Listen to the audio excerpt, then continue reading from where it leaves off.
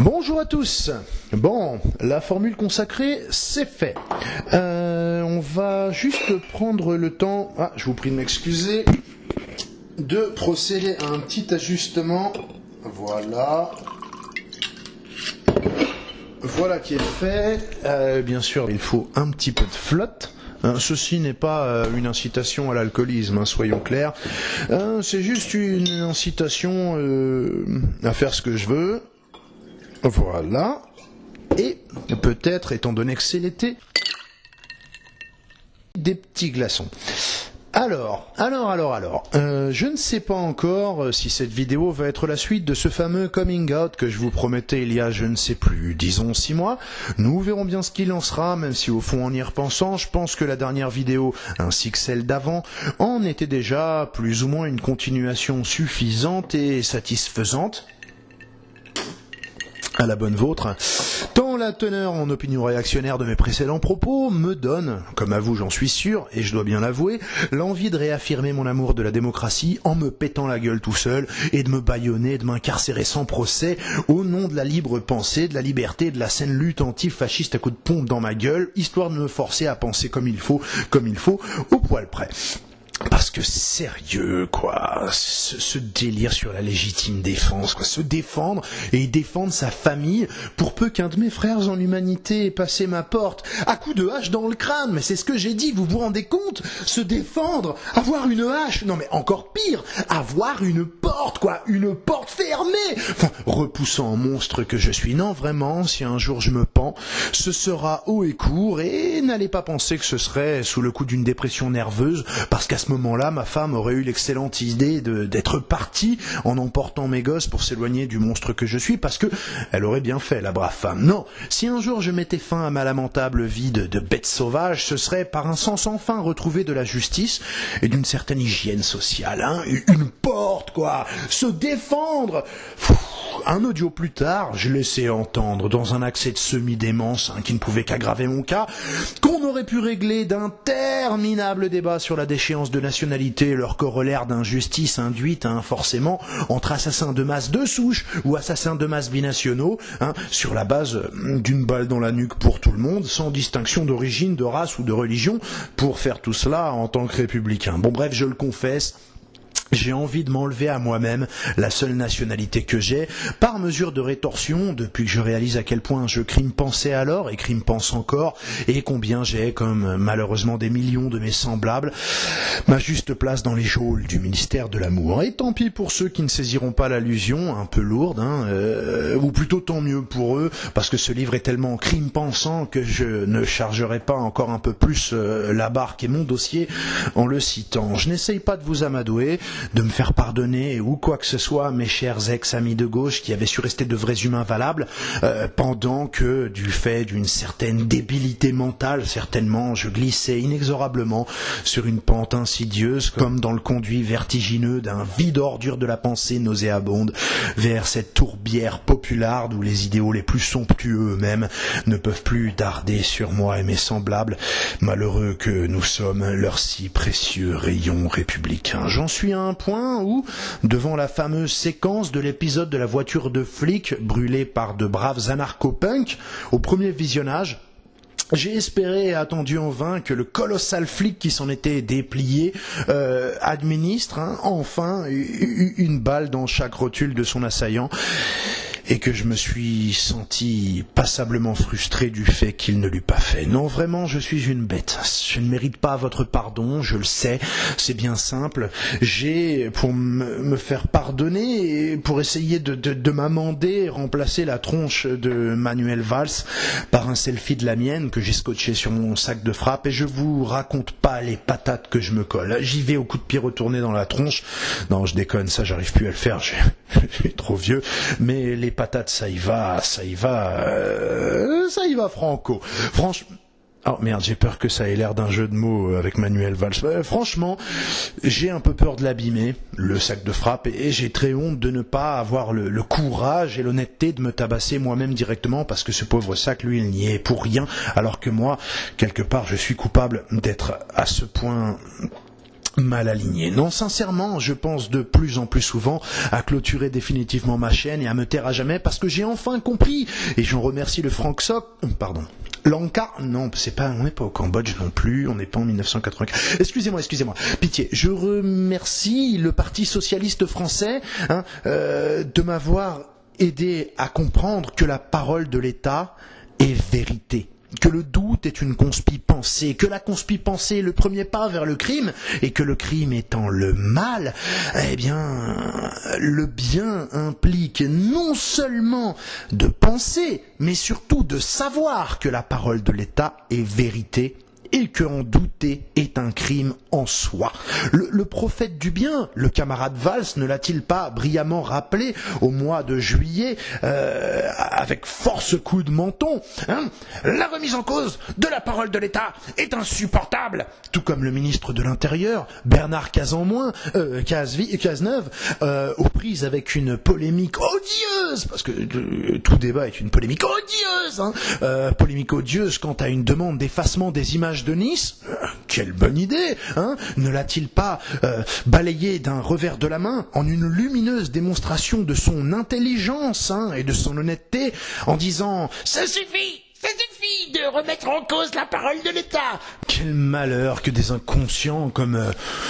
Galilée ou Émile Zola en leur temps n'aient pas compris cela quand il s'agissait d'évoquer la rotondité ou l'héliocentrisme ou le procès de Dreyfus, qu'il n'ait pas compris à quel point il était insupportable de remettre en cause la parole de l'État. Quel dommage d'ailleurs que dans les réformes des programmes scolaires, il ne soit pas prévu d'effacer toute référence à ces odieux conspirationnistes, parce que c'est vrai que nous derrière on sait plus trop quoi penser. Bon bref, merci à nos guides de nous rappeler que le doute est intrinsèquement mauvais et antidémocratique, que Descartes était un abruti et que Platon même était un sinistre cinglé, et que pour nous prémunir de ce dangereux travers qu'est le doute, il faut se rappeler qu'au-dessus des preuves et au-dessus du débat, il y a la parole indiscutable de l'État, et qu'au-dessus du débat, au-dessus de la question de savoir qui ment ou qui a des preuves, qui a raison ou qui a tort en République, comme l'a si bien dit le Premier ministre, on ne peut pas mettre au même niveau une policière municipale et son ministre.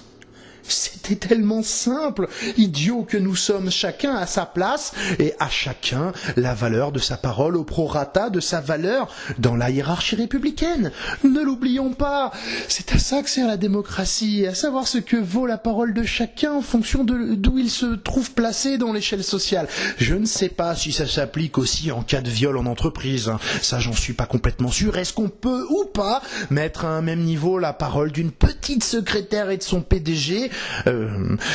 d'un haut responsable du FMI et d'une petite femme de ménage? Je ne prends pas position, j'attends que le parti me dicte sa position officielle sur cette extension ou pas de son théorème de la vérité hiérarchisable, et alors j'en ferai sagement ma conviction profonde et républicaine. Et du coup, maintenant que j'ai tout bien compris ce qu'était la démocratie, la République et quelles opinions positives étaient licites, et j'en remercie Dieu, pas Dieu, mais Manuel Valls, le matin, quand je me croise devant la glace de la salle de bain, j'ai de plus en plus envie de me jeter des bouteilles de Desperado à travers la tronche en gueulant « Alerta, alerta, antifascista !» et de me péter la gueule à m'en faire de la pâtée pour chien,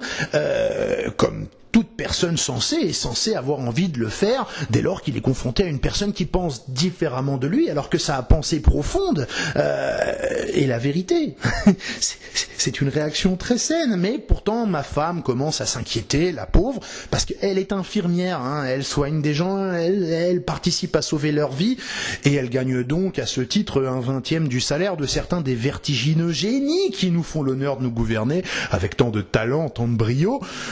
soit l'équivalent d'un 6e des 10 000 euros que vaut bien l'excellent coiffeur des 216 glorieux cheveux de l'être suprême républicain, pour sublimer avec tant de talent son puissant sex-appeal et son charisme légendaire que le monde entier nous envie, surtout en Russie, elle en a plus que ras-le-bol de m'entendre gueuler les jours où elle ne se lève pas à 5h du mat et où c'est moi qui dois décoller aux horribles aurores des vilains prolos, histoire de remplir le frigo et de refaire aussi sur mes impôts la feuille d'or des cuvettes et balais à chiottes de l'Élysée et de Matignon et de tous les ministères qui méritent bien ça. Il faut bien que quelqu'un paye. Ok, ça va. Mais quand même, si en plus il faut se faire réveiller par un schizophrène d'antifa torturé qui s'insulte dans la glace en mode « Ah, sale nazi, tu penses pas comme il faudrait que tu penses, j'ai envie de te crever parce que je suis démocrate !» Au bout d'un moment, ça devient dur à gérer, mettez-vous à sa place, c'est dur pour elle, c'est dur pour moi aussi, bref, vivement que tous ces braves gens me rééduquent dans un camp de l'amour, et puis... elle aussi, parce qu'elle s'est toujours pas tirée quelque part, elle s'associe coupablement à ma déviance idéologique et je pense quand même qu'elle mériterait un petit stage, hein. Bon, mais j'essaie de lui expliquer l'impérieuse nécessité de mon combat schizophrène, je vous fais pas le topo, hein, de lui faire piger qu'en démocratie, pas de liberté pour les ennemis de la liberté, vois-tu mon amour, je ne suis qu'un cloporte qui crime pense, et puis toi aussi, un ennemi du parti, et donc de la démocratie, de la liberté, et de toute vie sur terre, tout ça, éradiquer en chacun toute velléité de pensée de traviole, parce qu'on est libre de penser comme il faut, bien entendu. Alors, plus sérieusement, et pour cesser ce second degré qui me les casse, qui vous les casse, et qui les casse certainement à tout le monde, parce que ça va devenir incompréhensible si j'essaye de tenir cet angle d'attaque pendant... je vous préviens, ça va être super long pendant les 40, 50, 1 heure de vidéo que ça risque de durer. Je veux pas vous effrayer. Et bon, je veux pas m'arrêter sur une durée parce que j'arrive toujours pas à y croire, mais si je dis que ça va durer 1 heure et que ça en dure que 40, il y a encore des gens qui vont me dire « Oh, Comrade, ça devait durer 1 heure, putain, c'est chiant. » Comment vous faites, quoi? Franchement, vous me sidérez, merci, c'est assez incroyable parce que moi, honnêtement, ça me pète les couilles, hein, parce que je vais devoir réécouter tout ce que je suis en train de dire et je vais devoir y monter parce que, ah oui, dans ma région, on dit y monter. Excusez-moi, je vais devoir le monter, je vous prie de m'excuser de cet écart à l'attention que j'essaye de porter habituellement à mon langage, mais disons que c'est une particularité régionale que je trouve assez sympathique. Alors, comme je l'ai dit, on va cesser le second degré, ça devient vraiment pénible. Je ne parlerai de Nuit debout, puisqu'on me l'a suggéré, que si j'en ai le temps, parce que décidément, même de son vivant, ce mouvement ridicule ne m'intéressait pas, à part bien sûr pour essayer d'en rire, histoire de trouver coûte que coûte quelque chose à en faire en dépit du bon sens, hein, de ces révolutionnaires jongleurs, politologues canabiléens, géostratèges didgeridooistes, philo, Beozof et sociologues Che Guevara d'égout de la merguez binous qui l'ont discrédité dès le début en interdisant démocratiquement tout débat sérieux avec des gens bien intentionnés, hein, le cœur sur la main, vraiment plein d'espoir,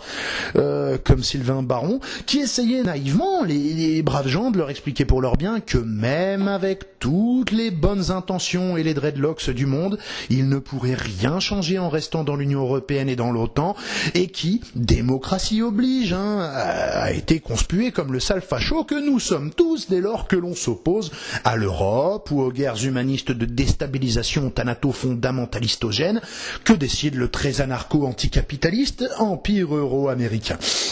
Nuit debout, depuis laquelle on pouvait entendre d'excellentes punkettes Sarouel nous parler des étoiles plein leurs petits yeux rouges et gonflés, d'édifier une société idéale enfin libérée du travail et des frontières et du shampoing et autres aberrations contradictoires et économiquement intenables pour toute personne ayant déjà géré un budget, hein, ou tenter par exemple de découper un saucisson en 3000 tranches de plus chaque année sans être obligé de se couper les doigts au bout du processus de redistribution de que dalle pour essayer quand même de sustenter aussi les affamés qu'on entend accueillir à bras, à cœur et à tombeau ouvert sans que ces demoiselles ne se demandent qui va le produire, le saucisson magique sans fin, hein, dont elles exigent la redistribution humaniste, et qui va le payer pendant qu'elles continuent à appeler de leurs vœux de plus en plus de gens à venir quémander leur petite rondelle.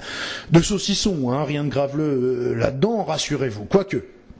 la métaphore du saucisson, j'en conviens, peut sembler particulièrement inadéquate en l'état actuel des considérations qui nous occupent, mais nos amis allemands, peut-être, à l'issue des événements de Cologne, considérons peut-être que la métaphore de la rondelle, elle,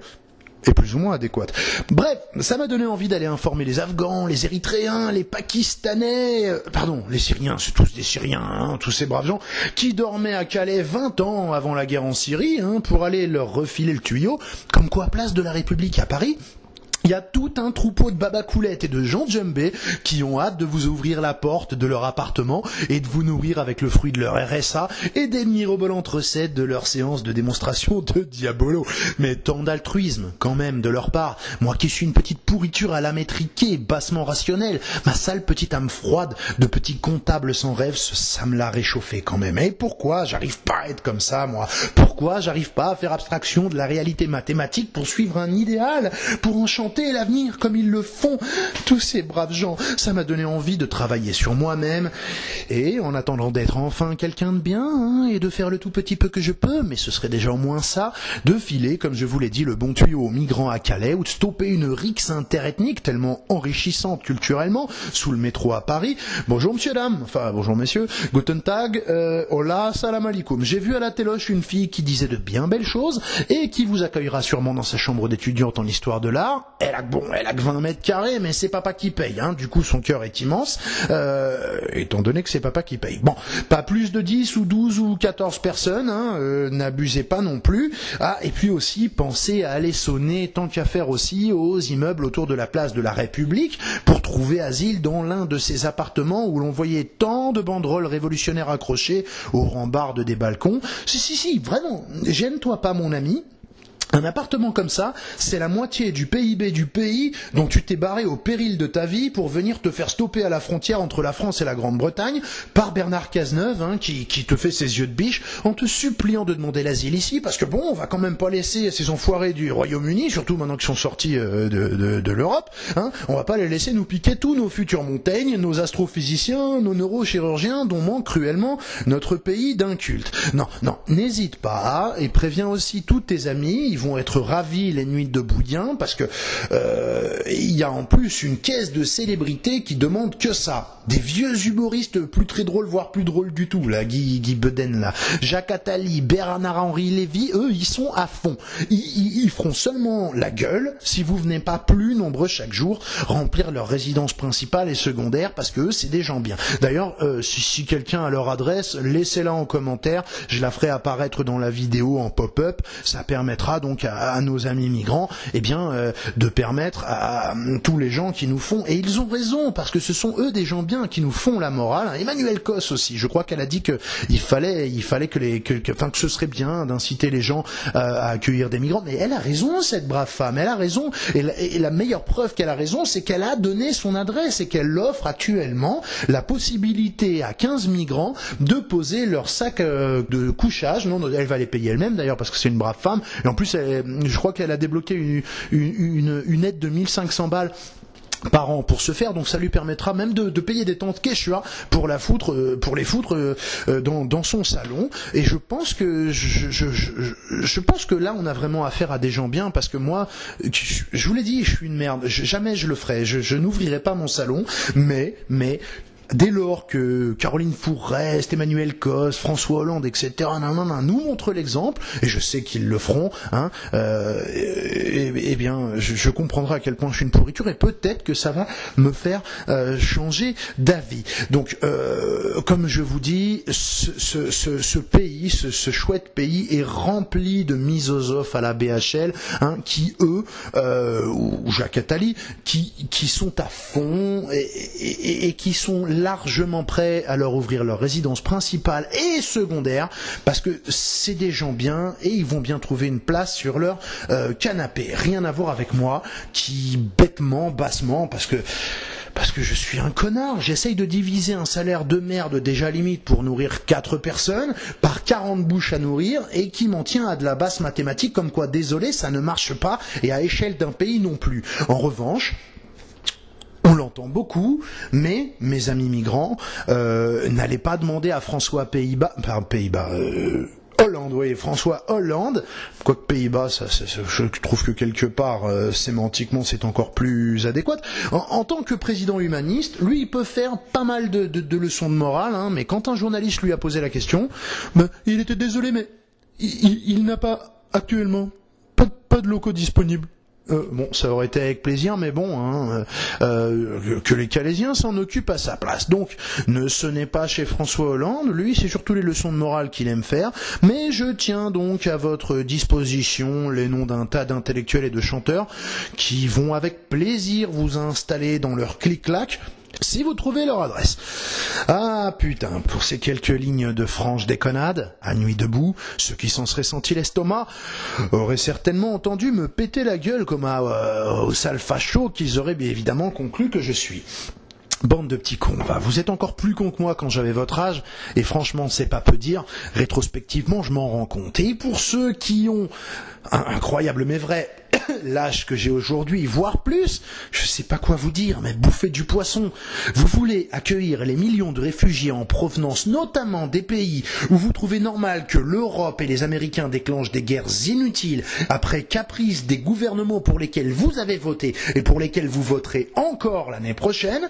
tout en traitant pareillement de fachos ceux qui ne veulent pas que les immigrés viennent dans votre pays et ceux qui ne veulent pas qu'on foute en l'air les pays susmentionnés où les 10 immigrés pouvaient vivre avant les caprices de BHL. Donc nuit debout, on s'en fout. Enfin vous, je sais pas pour vous, mais moi carrément, parce que je m'en contrefous, je m'en contreplaque, je m'en contretape, je ne suis pas légiste ni nécrophile et que du coup les cadavres, voyez-vous, à part les enterrer, je ne vois pas trop quoi en faire ni en dire. C'était mort à J-3 et franchement c'est mieux comme ça, parce que s'il y avait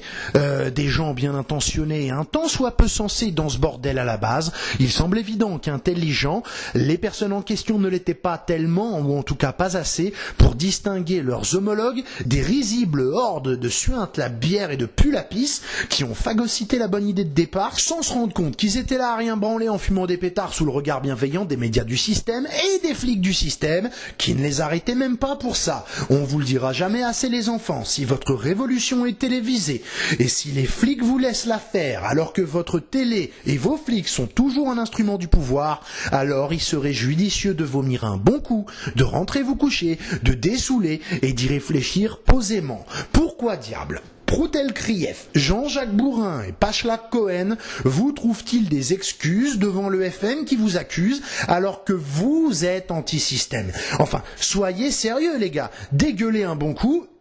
et restez sobre le lendemain pour y réfléchir. Si vous aviez vraiment dérangé le système, je vous mets au courant, le système vous aurait défoncé la gueule à H plus 30 minutes sur toutes les radios et toutes les télés, et même physiquement dans la rue, comme à ceux que vous appelez les fachos, dès qu'ils ont bougé une oreille à Calais, ou dans le cadre des manifs pour tous. Et il vous a pourtant laissé faire les clowns pendant des semaines sans bouger, alors qui est anti-système? Vous ou jour de colère, là, ils ont fait des souricières pour embarquer les gens par paquet de sang. Alors, qui est anti-système? Vous, qui dégagez Manu Militari, les gentils partisans de la sortie de l'Union Européenne, de l'euro et de l'OTAN, hein, les mêmes exactement que les médias éjectent systématiquement des plateaux où ils accueillent, par contre, ceux contre qui vous manifestez cette nuit au nom de la loi travail, pour ceux qui sont pas encore trop bourrés pour savoir que ça existe. Le gentil Sylvain Baron, qui avait la patience humaniste d'essayer de venir vous parler, vous le virez à coups de pompe dans le cul, comme comment s'appelle cet homme-là, Jean-Jacques Bourdin refuse, et Black Bull définitivement François Asselineau, qui viendrait vous dire à peu près la même chose que ce facho de Sylvain Baron. Et vous êtes anti-système. Et au deuxième tour, en 2017, mes chers petits, n'irez-vous pas comme un seul homme voter Hollande, Valls, Macron ou Juppé pour sauver la République en danger dont vous occupiez la place éponyme, au moment où retentiront les sirènes médiatiques du système qui vous abjureront de le faire sagement, hein? Enfin, soyez sérieux les amis, encore aurais-je trouvé votre mouvement cohérent que je n'aurais pas pu vous y rejoindre parce que demain, je bosse, ouais, à votre place. Et qu'encore, même en vacances ou en RTT, les grandes personnes ont des enfants à la maison et ne peuvent pas se permettre de venir glanduler toute la nuit en l'étrange compagnie de la faune interlope qui s'y mixturait mollement entre les tessons de bouteilles, les volutes de spliff et les flaques de pisse. Franchement, avec le soutien des médias, en plus de partisans pareils, une éventuelle révolution populaire n'a pas besoin d'ennemis. Il suffit juste de tendre un micro à l'un d'entre vous pour bien dégoûter la masse de se bouger le gras du cul pour changer de système. Enfin, écoutez moi se déchirer un peu. Nous sommes aujourd'hui avec un citoyen qui est à la nuit debout. Bonsoir. Alors pourquoi... Bonsoir monsieur. Bonsoir. Alors pourquoi est-ce que vous êtes là ce soir? Moi c'est pour casser de la volaille. La police, juste là, de bordel. Il y a quand même la loi El Khomri ce soir pour protéger les salariés. Les gens manifestent pour protéger les droits des salariés quand même. Rien à foutre. Je suis un... Comment on appelle ça là? Je suis un anarchiste, moi. Anarchiste. Ouais. Rien à foutre de tout. Okay. Et Même de moi, j'en ai rien à foutre. Ouais, c'est ça, ferme ta gueule. Donc Nuit debout, selon moi, c'est un genre de Syriza ou de Podemos qui se serait noyé dans son vomi avant même d'avoir eu le temps de trahir les naïfs qui l'auraient suivi en rentrant du boulot. Tiens, ce que je vais faire, j'en ai encore au moins 40 minutes d'enregistrer derrière, donc je vais faire la césure maintenant, on va faire une petite pause, et on va en finir comme ça pour une fois, ça fera quelque chose d'un peu plus digeste et d'un petit peu plus concentré sur, comment ça s'appelle, Nuit debout.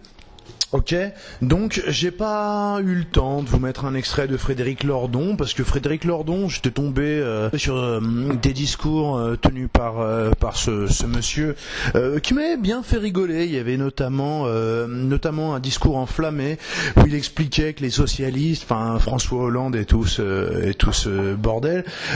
c'était un peu comme des chats, il fallait leur foutre la tronche à l'intérieur de la litière pour leur faire comprendre que ceci ou que cela. J'avais trouvé la formule tellement marrante, ça m'avait éclaté, j'étais prêt à m'enthousiasmer pour ce monsieur-là. Et suite aux événements de Nuit debout, où ils ont trouvé intelligent aussi de virer Finkielkraut. Finkielkraut, vous allez pas m'accuser d'être un partisan de Finkielkraut, hein. Je vous renvoie au tout début de ma chaîne. Finkielkraut, je lui en ai mis plein sa tronche parce qu'il me semble qu'il y a pas mal de moments où il le méritait. Mais moi, voyez-vous, je fais partie des gens qui n'aurait pas, si Finkielkraut s'était présenté dans une réunion que j'aurais tenue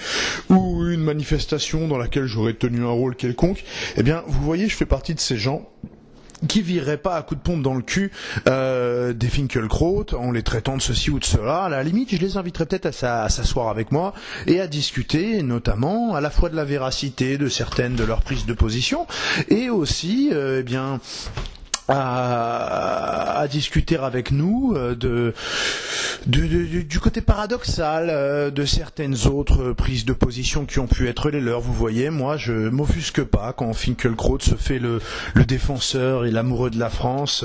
quitte à se faire traiter de facho, de raciste, de ceci et de cela par les aimables spécimens dont on a pu montrer ici un exemple, quoique je suis tout à fait conscient que on peut quand même pas faire le reproche à tout la Nuit debout d'être représenté par ce type de déchets poivreaux. Néanmoins, eh bien, je l'inviterai à s'asseoir à une table, à lui dire écoutez, c'est très joli ce que vous nous dites, monsieur Finkielkraut, à propos des gens dont vous estimez qu'ils n'aiment pas la France et dont il faudrait peut-être, que vous ayez raison ou tort, les inviter à rejoindre un pays qu'ils aiment, hein, et vous mettre en face de cette contradiction que suscite en nous le souvenir. Des fois, nous vous avons entendu dire que la France était un pays qui méritait votre haine personnelle. Eh bien, vous voyez, moi, j'aurais pas tapé sur Finkielkraut. J'aurais dit, monsieur Finkielkraut, bienvenue, vous n'êtes pas d'accord avec nous, venez vous asseoir et expliquez-nous en quoi nous n'avons pas compris, en quoi l'amour du pays que vous professez aujourd'hui sur les grandes antennes, et l'hostilité dont certains vous font grief concernant une certaine immigration qui n'aimerait pas la France, eh bien, est compatible avec vos propres déclarations quant à ce pays qui mériterait votre haine. Vous voyez ? Eh bien, moi, c'est un peu ce que j'aurais fait. Frédéric Lordon, lui, eh bien, que j'avais trouvé plutôt sympathique en raison de certaines envolées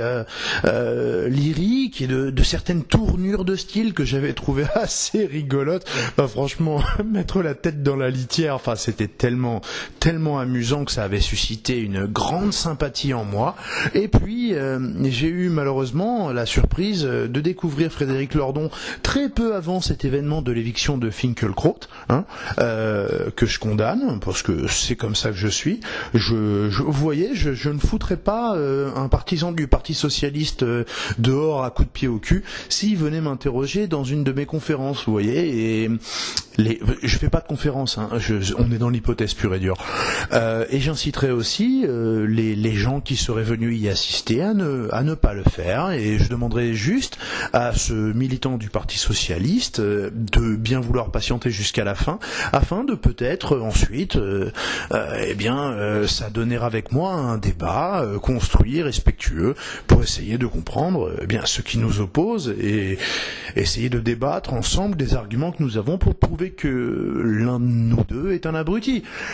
Néanmoins, voilà, j'ai eu la malchance de découvrir Frédéric Lordon très peu de temps après, dans un discours qui m'a fait pisser de rire, où je l'entendais, donc pour justifier la façon dont Finkielkraut avait été évacué de Nuit debout, du très démocratique Nuit debout, nous l'avons vu à longueur de cette vidéo que je vous ai proposée, et qui expliquait que non, nous ne sommes pas là pour discuter ou je sais pas quoi, nous apportons la guerre. Ouais, nous apportons la guerre. Mais la guerre, mais mon Dieu, il me semble que c'est véritablement ça qu'il a dit. Est-ce que ce sont bien des ivrognes comme ce brave monsieur que nous entendions dire qu'il allait casser de la volaille? J'aimerais bien comprendre comment tu vas casser de la volaille, pauvre poivreau, dans l'état où tu te trouves, à savoir que mon fiston pourrait te péter la gueule tellement t'es bourré. Est-ce que s'agit bien d'entendre les punkettes à Sarwell que j'ai mentionnés? Est-ce qu'il s'agit bien d'entendre les petits joueurs de guitare à cheveux longs, les dreadlocks sous cannabis apporter la guerre à qui que ce soit? Vous savez, Monsieur Lordon, c'est pas non plus vous qui allez apporter la guerre. À un moment ou à un autre, il faut quand même avoir la notion des mots. La guerre, c'est quelque chose d'autre que de discuter entre nous, entre joyeux hédonistes, nuit de bouillin, entre intellectuels comme vous l'êtes. Ça, je ne vais pas vous le retirer, évidemment non. Maintenant, avant de faire la guerre, je pense qu'il va falloir acquérir une certaine stature physique avant de vouloir apporter la guerre à qui que ce soit, parce que les gens qui sont en face de vous, ou les Finkielkraut, qui a priori dans votre acception de la démocratie méritent d'être éjectés manu militari parce que vous apportez la guerre, eh bien de leur côté, même si actuellement le gouvernement est de gauche, mais je ne crois pas que Finkielkraut soit persona non grata, il n'oserait jamais, ne vient-il pas d'intégrer l'académie française, ont de leur côté de gros bonhommes, plus ou moins musclés, on parle des CRS, donc la plupart du temps il s'agit de mecs de 1m90 de haut, plus ou moins habitués à faire du sport et à péter des gueules, en tout cas plus que vous-même et vos troupes le sont à porter la guerre du haut de vos considérations intellectuelles, de votre statut d'économiste, peut-être reconnu, renommé, je ne sais pas, en tout cas économiste certainement, et de vos, dirais-je, 65 kilos, ça me semble assez risible. Alors peut-être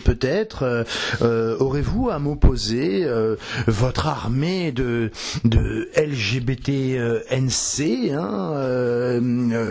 ou NS, je ne sais plus comment cela s'écrit, c'est tellement ridicule, lesbiens, gays, trans, bi et non cisgenres, et de féministes à moitié tarés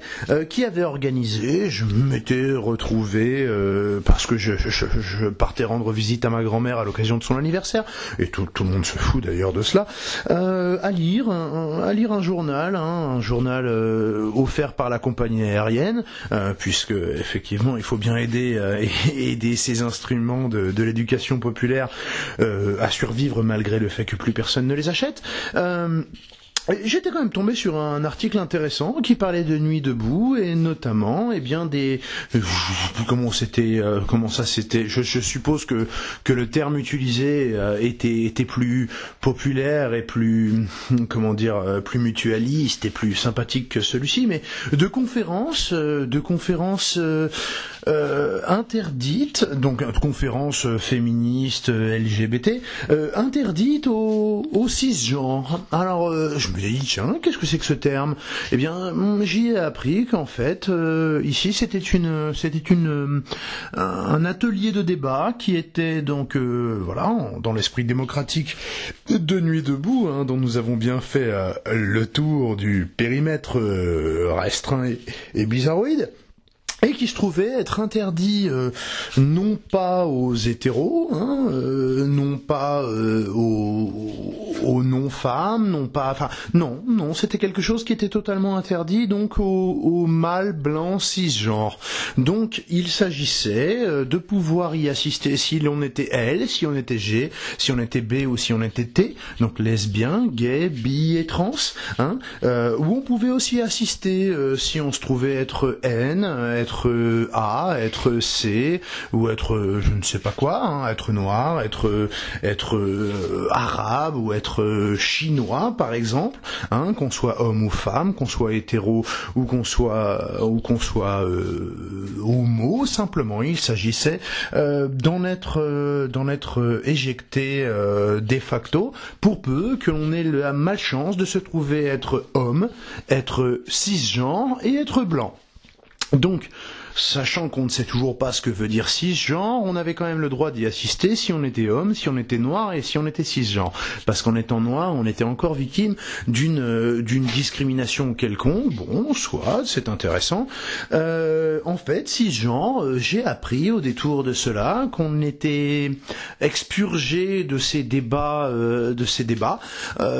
quant à la discrimination sur tel ou tel pan de la société, hein, aussi minoritaire qu'il puisse être, dès lors que l'on était blanc, comme on l'a dit, homme, comme on l'a dit, mais aussi, qu'on avait la malchance ou la bêtise de se trouver encore aujourd'hui satisfait du sexe que nous avait octroyé la naissance. Voilà. Donc, c'est certainement avec une armée de lesbiennes, de gays, de bi et de trans que vous comptez apporter la guerre. Bon, sur le plan du rapport de force, je ne suis pas tout à fait sûr que cela joue en votre faveur. Et si on veut sortir de ces considérations pugilistes, que j'ai tendance à croire à votre désavantage, je me demande si véritablement vous allez pouvoir apporter de vrais débats quant aux discriminations, en organisant des débats discriminants où les femmes cisgenres blanches ont le droit d'assister, les hommes cisgenres noirs ont le droit d'assister, les hommes cisgenres arabes ont le droit d'assister, alors que seuls les hommes blancs et cisgenres n'ont pas le droit d'assister. Donc, cela est totalement ridicule. Ensuite, ça, je ne vais pas vous en faire le reproche à vous, Monsieur Lordon, parce que je ne suis pas sûr que vous ayez eu le temps de vous pencher sur toute la débilité qu'a pu engendrer ce mouvement Nuit debout, qui a fait de vous l'un de ses porte-parole l'espace d'un instant. Je ne suis pas convaincu que ça ait duré longtemps. Certainement qu'une prise de position quelconque fera ou a déjà fait de vous un facho. En tout cas, Monsieur Lordon, pour peu que vous ayez la faiblesse de, comme moi, malgré votre ouverture aux lesbiens, aux gays, aux bi, aux trans, je suis convaincu que vous n'êtes pas une personne fermée d'esprit, que vous n'êtes ni homo, ni lesbo, ni transphobe. Si vous avez le malheur de vous considérer vous-même comme un homme, voyez-vous, vous êtes un cisgenre, et l'une des factions de Nuit debout dont vous faites aujourd'hui donc le porte-parole, enfin dont vous faisiez le porte-parole à l'occasion du discours que je vous ai entendu prononcer, vous considérez vous-même comme persona non grata à l'occasion de l'un de leurs débats. Cela devrait vous amener à réfléchir quant à l'opportunité ou non de justifier ou non l'expulsion de Monsieur Finkielkraut de la place de la République, puisque vous-même, comme lui, pour la simple raison qu'il semble être quelqu'un de droite, vous-même êtes tout à fait expulsable pour la simple raison que vous êtes un homme qui a la bêtise fasciste de se considérer encore comme un homme et responsable en tant qu'homme blanc. Eh bien, de l'oppression de l'ensemble des minorités non blanches, non mâles et non cisgenres de la Terre. Cela devrait vous faire réfléchir. Je suis quasiment convaincu que vous avez autre chose à faire que d'écouter ce que j'ai à vous en dire.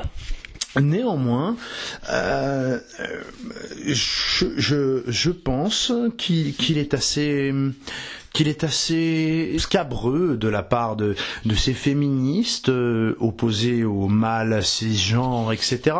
d'entendre n'exclure que les blancs mâles cisgenres du débat sur les discriminations, tout en y acceptant les mâles non blancs cisgenres,